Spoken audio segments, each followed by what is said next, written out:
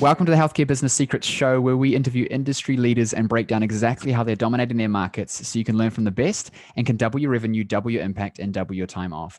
In this episode, we're talking with Cristy Nicol.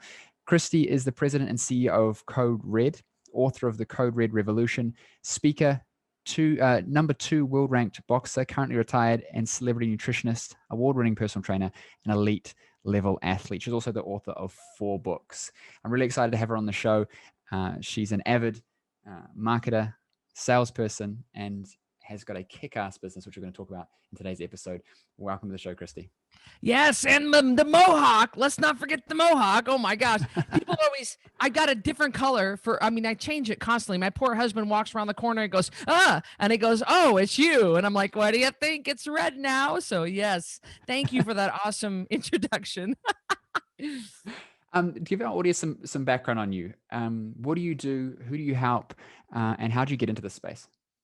The elevator pitch is I created a nutrition program that enables people to lose 10% of their body weight every month without shakes, pills, diet foods, or exercise. So that's kind of the sum up of the Code Red lifestyle, but it kind of started back when I was raised in northern Idaho, which is in the Pacific Northwest, and I was raised very poor. My dad was a cop and our local minister. It was a very small town, and my mom worked for minimum wage, and we just had no money, but we were raised on a farm. And so we were very poor growing up. And when it was time for me to move out of the house and go to college, nobody in my family helped me. There was zero help. I mean, I was working. I bought my first horse at 10 years old by making monthly payments to my neighbor to buy this horse. So I started waiting tables, and I was just waiting tables and bartending, trying to put myself through nursing school. And I was approached by a boxing coach after he watched me in a local boxing class. And he said, how long have you been boxing? And I said, 44 minutes. And he said, you have a propensity for this. And I was like, pal, whatever. And he goes, do you want to fight? And I thought, fight? Are you kidding me? Like real fight? I've never even been in a fight, never been hit. And he said, you could earn money. Well, that's all I needed to hear because I was so poor. So I literally started fighting for my dinner. I started fighting for $500 a fight. And this is legit, federally licensed, sanctioned boxing matches, 6-ounce gloves, 12 rounds, 3-minute rounds. And little did I know, I was really good at boxing. So I started climbing the world ranking system. I ended up getting my own MTV show, winning multiple awards. I won world titles, 15 pro fights over the next 8 years. And it really brought me a lot. Problem was, about halfway through my boxing career, I started getting fat. And it didn't make any sense because I was always taught in school, well, you just need to eat less and move more. Well, that's bullcrap because I was training freaking 3-5 hours a day. I mean, I was an elite level athlete. Why am I getting fat? So I backed it up. I researched and I found out that it was because of the bullcrap food I was shoving in my pie hole. And when I quit eating the crap food, I lost the weight, and I realized the exercise had nothing to do with weight loss. And so I created the Code Red lifestyle to level the playing field for anybody that wants to lose weight, but they can't exercise or don't want to exercise. Yeah. So you basically, because a lot of us, we go through this a similar experience in the sense that we have a problem ourselves and we start researching it and we figure it out and we get the answer and then we want to share it with the masses. And I think it's an important point to this because it comes from passion. The most successful people have passion and purpose behind what they're doing because they just keep pushing ahead. So what obstacles did you come up against when you were creating, when you were launching this thing? I presume people, people would have given you crap about it. Potentially, you would have felt, I'm not sure, you seem super confident, but a lot of us, we feel insecure about what we're doing. Is this going to work? Is it not going to work? What allowed you to go, no, I need to keep going with this? And what obstacles did you come up against and overcome?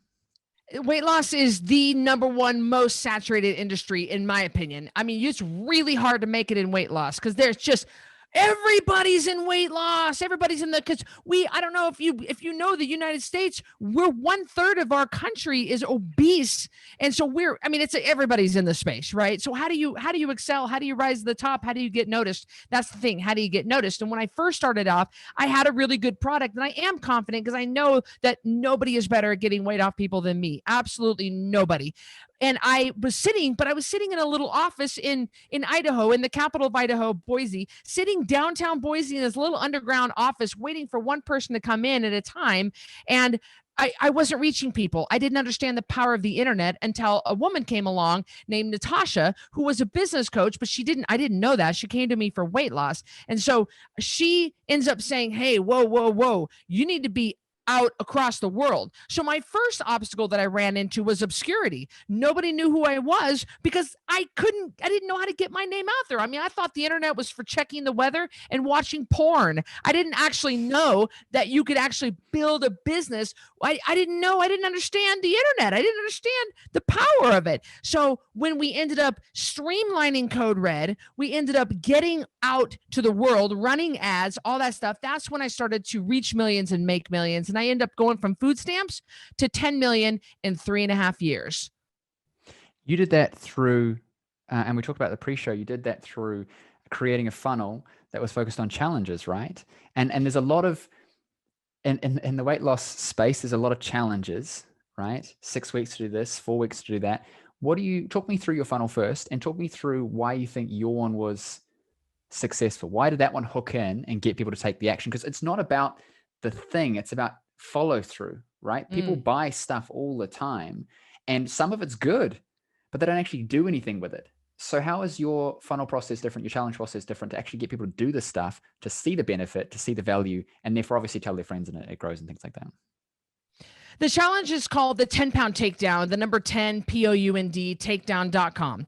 And the 10-pound takedown is where you can lose 10 pounds in 30 days without shakes, pills, diet foods, or exercise. So why has it been so successful? Because it converts at 14.1% to cold traffic. It's absolutely a Ferrari. And it's huge. We're getting 2,000 to 3,000 new people a month in the challenge. So why does it do so well?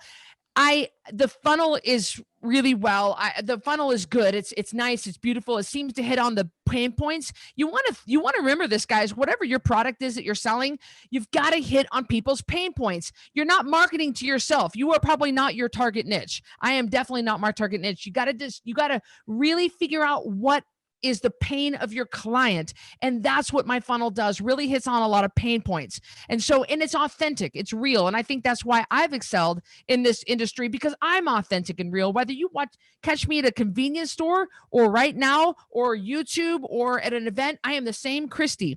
And so the funnel conveys that. I don't try to act like something I'm not. And so during the funnel, we get them in for the $47. Really, $47, people can afford to lose that. But why is it that they follow through? Why is it? Because every day I teach them something new. Every day I come alive and I teach them something new. So I deliver them a ton of value. I deliver them tracking sheets. They get a huge community. They get an access to a coach 20 hours a day. They get the ability to ask questions. So we're giving support, education, information, and love. They turn their weight in the beginning. They turn their weight at the end. So there's the accountability component. So they have to follow through. And I ride them every day for 30 days. I also give them swag while they're in there, and they get a chance to win over $2,000 worth of prizes. So you're getting a ton of value for $47. Then by the end of the challenge, when I upsell them into my $997 package, my $1,000 package, they know I'm going to follow through. They know I'm going to be there. They know I've got a good product. They know it works. So they've lost at least 10 pounds during the 30 days. So of course they're going to trust to buy that higher ticket package. And I convert right around 20% to that higher ticket package. So talk me through the economics of this, because a lot of people will think $47, like obviously, well, first of all, you're running ads for that as well, right? So there's lower margins there. Talk to me through the economics of this, because a lot of people are thinking, well, that's a lot of value to give. That's a lot of things to do. And what if I don't convert people, and how am I going to make money from this? Now, I kind of know the answer, but I want you to talk through it, and then we'll kind of dive into it. So tell us that first before I jump into the next bit.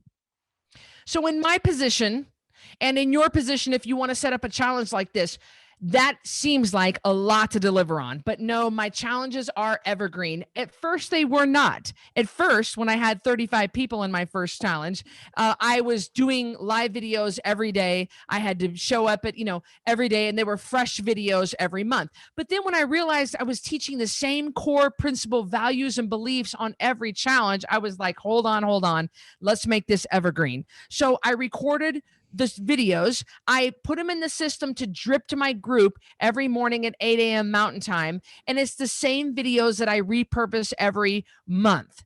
And at first you might be thinking, well, isn't that kind of Isn't that kind of rude to do that? They don't know that. They don't know that it's the same videos. It's the same thing I said, whether I'm going to say it fresh to you right now, or I'm going to say it, I reuse the same videos. And so right now that takes the work out of you having to go show up and be ready with hair and makeup done and dressed and everything every morning. I record them. I have them drip to them. I have a challenge coordinator that I pay to manage a challenge. That takes me out of it. She makes sure that everything is set up and ready to go. There are only a couple of things I do during the challenge that require me to be present live. I do a couple of Q&As. I announce the winners. So really, there's only 4 times during the month that I actually need to show up. The rest is dripped automatically, and the rest is done by the challenge coordinator. So it's actually really, really easy to deliver on this now that I've got it down. Remember, I've been doing this 4.5 years, so I'm really gotten good at it. Once in a while, I'll need to freshen up the video and kind of give it a new look, or maybe we learned something new that we didn't know before, and I need to kind of change my stance on something. But our foundational core beliefs are never going to change. So I just go ahead and let that video replay every month. And talk to me how you're getting people to the funnel. You're running ads. Obviously, you got some organic traffic as well, I presume. What's your primary strategy? Where do you see most of your results coming from? My very first million was all organic. So don't ever, and it was all done on social media. So don't ever underestimate the power of social media, guys. Don't leave money on, you're leaving money on the table if you're not utilizing Instagram, Facebook, Snapchat, TikTok, all those platforms. I just want to throw that in there.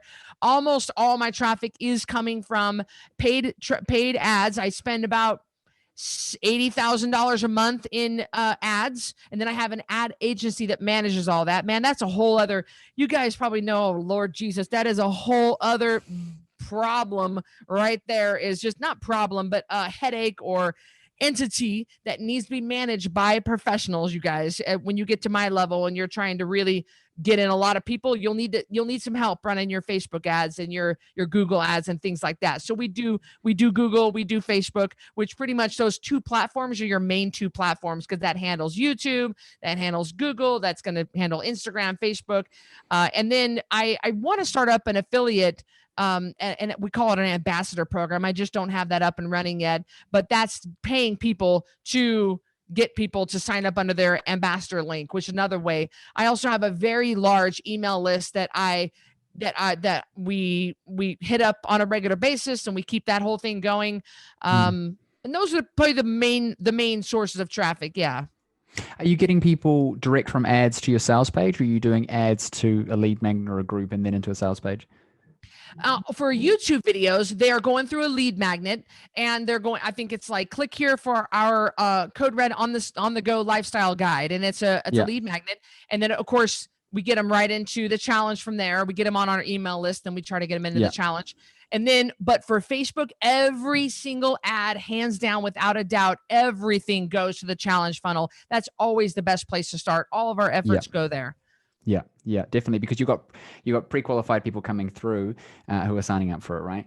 Now, a lot of people listening to this are not as big scale. They don't necessarily have the teams or the resources to be able to build those teams and run these sorts of things. And so what advice would you have for someone who likes the idea of doing a challenge, can see the value in doing the challenge, wants to do it on a smaller scale, and then start to kind of reinvest profits back into expanding it?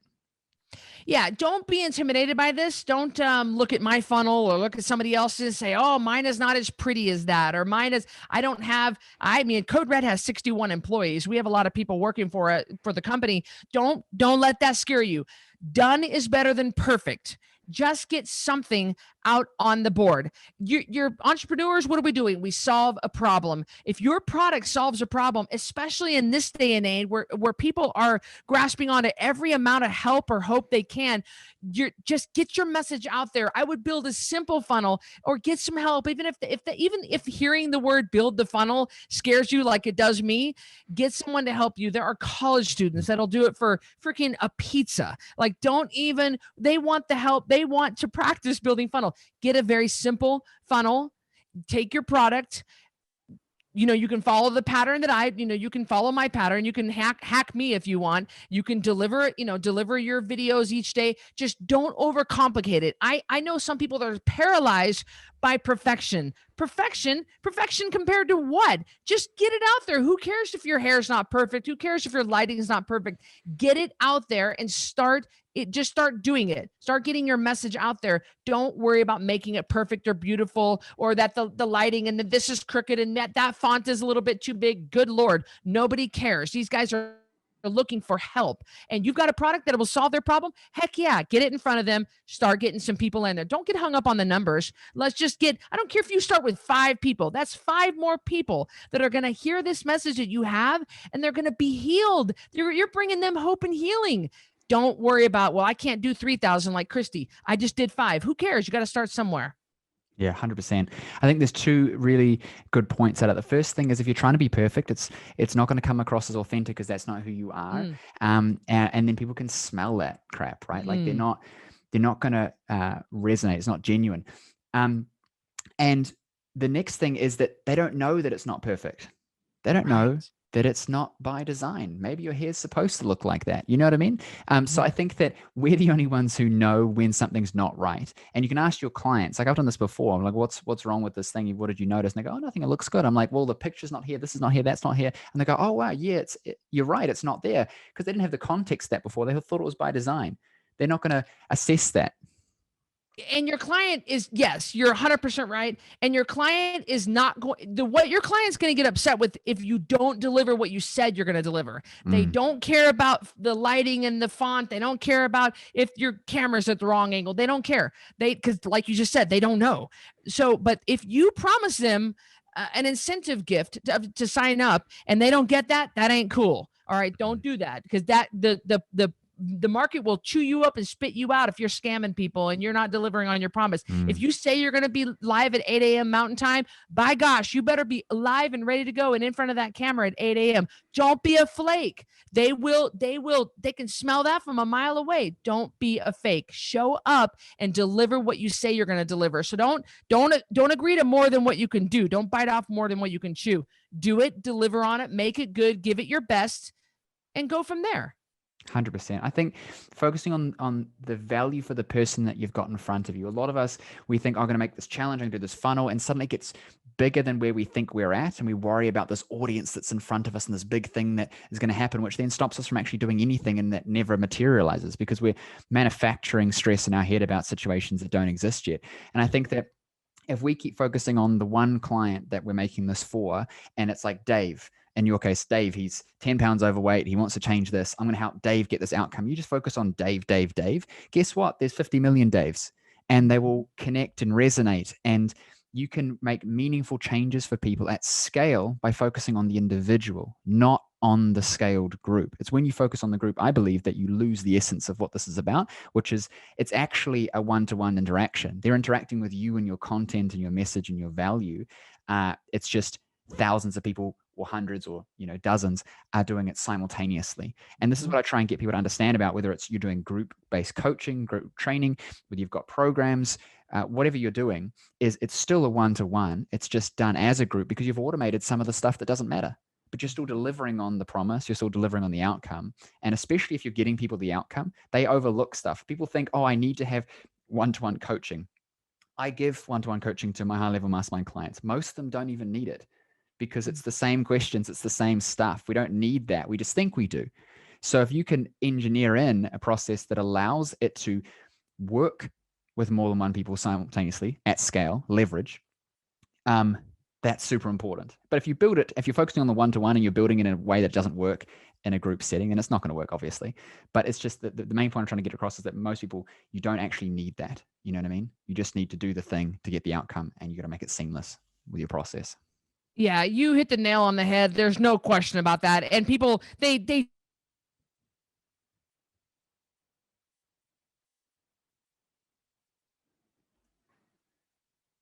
skincare, you know what you're doing. Like, if whatever your product is, you know what it is. Deliver your product. Don't overcomplicate it. The client doesn't need that. They just need X. You want to, I have a friend that she just can't quite seem to get up off the ground, and she she wants to give them way more than what they need. And they'll like, and she'll say, well, I'm over delivering. No, you're way given more than what you need. If they want to opt into your higher ticket price, a higher ticket package, then they can, and you can give them more. But just have confidence in what you have structured for what they bought. Yeah. I think another thing is when we're looking at pricing these things and we're looking at what we're delivering on, we think 47, so it's not going to be much. But I look at it in terms of if they're coming in and they're willing to give you their money, their credit card, the thing that most of us have, unhealthy emotional attachment to, money, right? They're willing to give us some of that stuff. We need to over deliver, so to speak, in terms of the value that they got for that, because it's like, man, I gave $47 and I got this, and I got the result, and I've paid people this, and I've done these courses and these programs, and I didn't get results for thousands, and I paid 47, I got this. Imagine if I gave this person $1,000. And so it makes it very easy to go to the next level. Now, for you, did you have an automated process to upsell them into $997, or do you have people on sales calls, or how do you do that? Yeah, I have an automated process right now, but just this week, we're actually bringing on a sales team.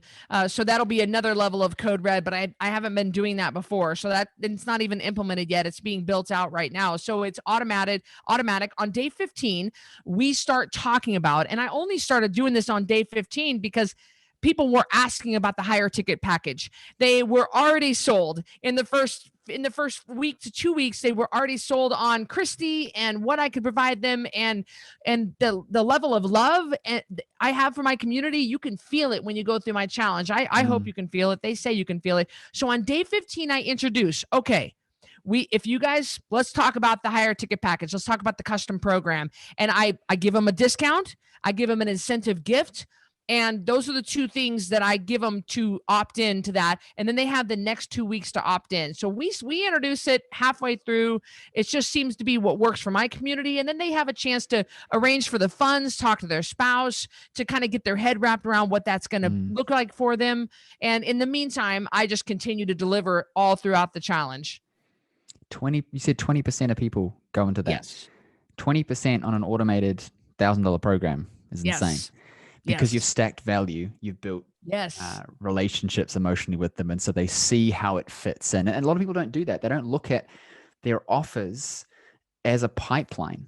It's not signposted. It's not like, okay, I'm coming in for this one, so the obvious next step is to do this one because I'm wanting to get a better outcome, so I'm going to go down this path. There's people that are not ready just yet, and they'll come back later. There's people that will never be ready, and that's okay, because you're looking for the ones who are ready right now. And for those ones, there needs to be that process that it makes sense to go to the next level. And when we and kind of go back in time, so to speak, for this example, is when you're looking at it in terms of what's your front end offer. A lot of people, they put up this barrier, especially in healthcare practices, of, no, I'm going to do, for example, my new patient visit. It's $300 and it's super serious and super important. Yeah, but no one trusts you enough yet. They don't know you to give you a whole lot of money to just join your world. So now you only can rely on referrals, and you only rate direct referrals from existing customers or your network to be high quality clients, because you haven't designed your process well enough to invite in the world and have a way of automating and qualifying them into being high quality clients. A lot of people miss that in healthcare, and so got this barrier, and they think that's the only way. Well, you once again, you just keep hitting the nail on the head. Yeah, once again, I think it really has to do with trust, and you got to build that relationship with them. And I think that's what happens during the month of the challenge. But also, I mean, just Wednesday night, I sold on a webinar, a 2-hour webinar, a VIP package for $6,000. I sold 10%. I had a 10% conversion rate on a webinar for $6,000 in the middle of COVID in October, the worst possible situation to have. And I was able to do that. So it's because I have an audience that I have built these relationships with. These people have been following me for years. So don't expect, you got to give them time. The average person follows me for 5 months before they even opt into a challenge. So you got to give them time to get to know you. Let them watch your YouTube. Let them watch your Instagram stories. Be real with your audience. Be authentic. And eventually they'll trust you enough. It's a lot of money. Give them a chance. Like you said, so I got some people that challenge hop. They go challenge to challenge, 47. And then 8 months later, they get a custom program. That's just the way it's going to be. They have to get to know you. Too many of us are not realizing that where we are is a reflection of what we did and didn't do in the previous months and years. And we're having this realization of, well, now I'm wanting to grow. So I have to do something now that makes me money now and gets me growth now, without realizing that now just means I'm now going to start on the stuff that I hadn't started on in the previous months, and trust that it is a process and that I just got to suck it up because I didn't do the shit then. So I got to do the shit now. Yeah. Exactly. Yeah. Exactly. No, you are dropping some serious bombs. You got it. You're 100%. So what, you said that you're working on bringing in a sales team to do higher ticket stuff. Is it higher ticket, or are you been selling the same thing? Higher ticket. I think when I brought in a sales guy and I was talking to him, I said, "Here's what I want to do. I want people to book a weight loss strategy call with a team member, and then when they buy a challenge for $47 on the thank you page, it's going to say click here to buy to book a a strategy call with a weight loss expert, whatever, something like that, and then."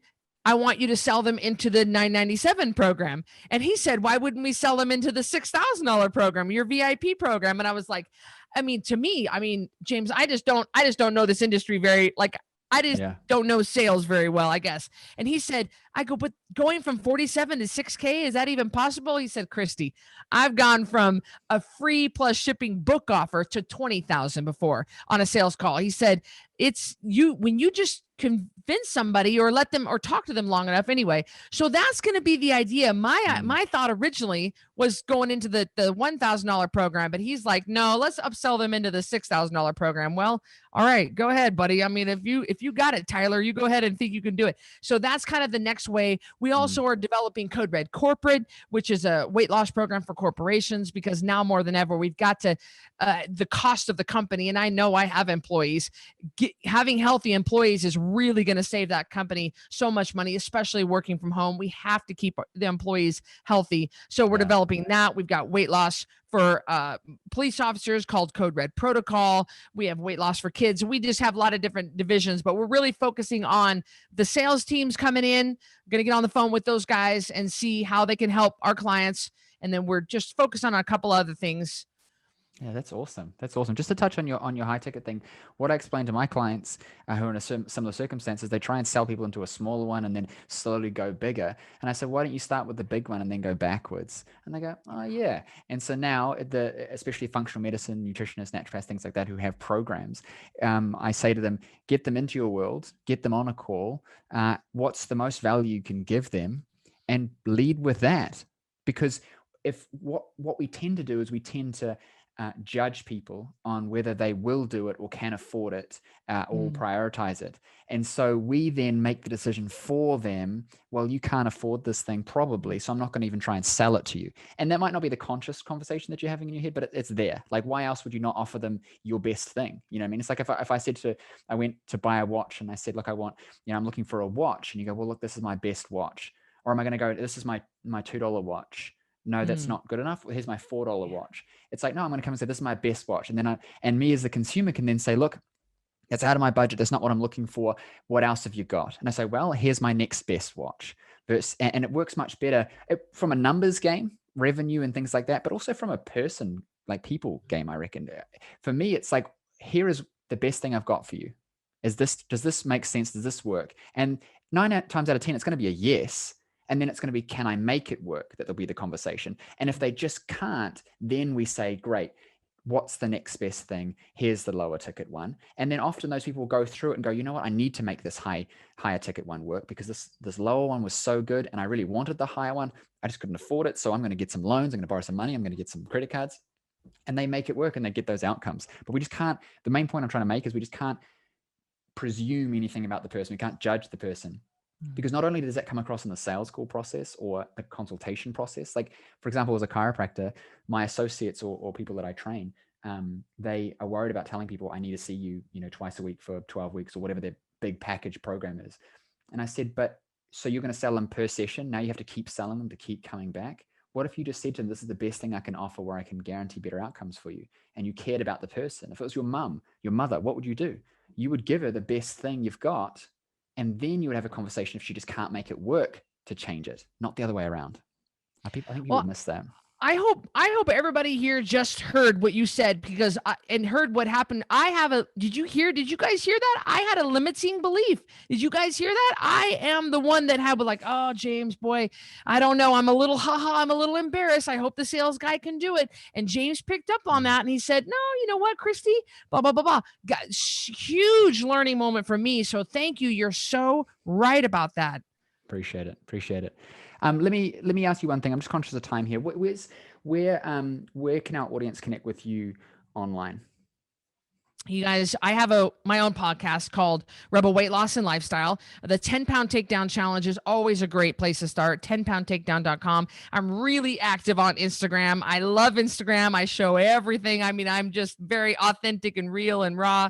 So lots of places you can find me at Cristy Code Red. And I'd love to connect with you guys. Amazing. Thank you so much. I'm definitely going to make sure that's in the show notes. And if you haven't thought about it already, you need to be looking at how you can figure out your own challenge, something that you can give mass amounts of value to people in exchange for a small fee so that they get into your world. Because once someone is a customer, it's easier to then get clients because they've already given you money. They've broken that trust barrier and said, you know what, I'm going to pass over my hard-earned cash for this thing. You give them an amazing result, much easier to then turn them into something long-term where you can actually work with them at a deeper level, at a greater scale, and get better outcomes. So thank you so much, Cristy, for coming on the show. Really appreciate it. It was an amazing episode, and we'll speak soon. Thank you. Thank you for listening to the show. If you like the episode, please hit subscribe and leave us a review. I'd really appreciate it as it helps us get our episodes out to more people just like you who want to know how to increase their revenue, impact more people, and build businesses that work for the lifestyle they want. Now, I know your time is valuable, and I know that you are here to learn the secrets to success in your health business. So I have something special for you just for checking out the episode. Now, if you're a health professional, coach, or trainer in business, and you're serious about growing a profitable, impactful business, then pay attention, because as a listener of the show, I want you to win.